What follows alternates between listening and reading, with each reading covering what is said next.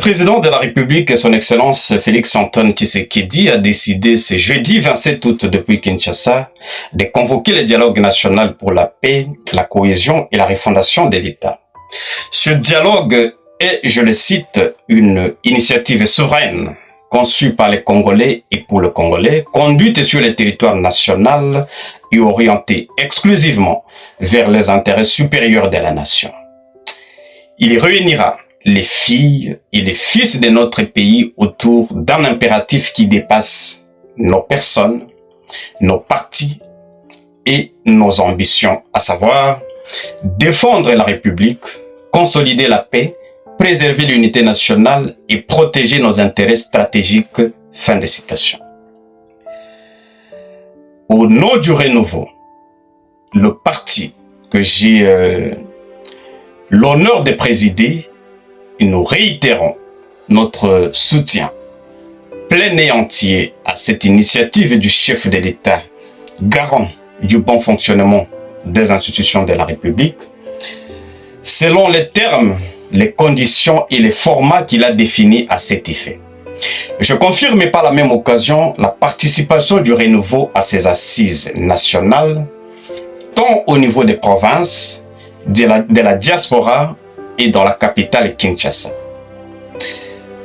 N'en déplaise aux nombreux détracteurs de cette initiative qui se recrutent, comme vous le savez, encore parmi ces Congolais qui visent qu'à chaque dialogue, un partage de pouvoir et de privilèges s'opère, plutôt qu'une occasion pour juguler les causes profondes de la crise que traverse notre pays. Cette fois-ci, le peuple congolais est l'acteur et le bénéficiaire principal de ces assises. Faut-il qu'on s'en souvienne? Il y a eu la conférence nationale souveraine portée par l'espoir d'une refondation démocratique. Il y a eu Sun City, censé réunifier un pays déchiré par des années de guerre. Il y a eu le dialogue dit de la Saint-Sylvestre qui devrait ouvrir une transition apaisée. Chacun de ces rendez-vous a porté une promesse, mais aucun n'a tenu toutes ces promesses. Aujourd'hui, un nouveau rendez-vous se présente. Le dialogue national pour la paix, la cohésion et la refondation de l'État. Et le renouveau le dit avec la force d'une conviction. Cette fois, il ne s'agira pas de refaire ce qui a déjà été fait. Il s'agira de faire ce qui n'a jamais été fait. Faire plus que la CNS qui a fait rêver de la démocratie sans vraiment la construire. Faire plus que Sun City qui a mis des années à rapprocher ce qu'une volonté sincère aurait pu réunir en quelques mois seulement. Faire mieux que les concertations nationales de la Saint-Sylvestre dont les engagements se sont souvent dissous dans des postures de soumission ou de démission. Voilà l'ambition du renouveau pour ces grands rendez-vous. Et ce, comparé à tous les rendez-vous antérieurs dans ce genre-là.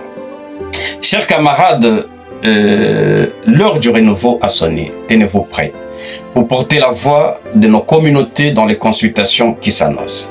Tenez-vous prêts dans nos structures de base pour recueillir sans filtre les vérités que nos populations portent en elles.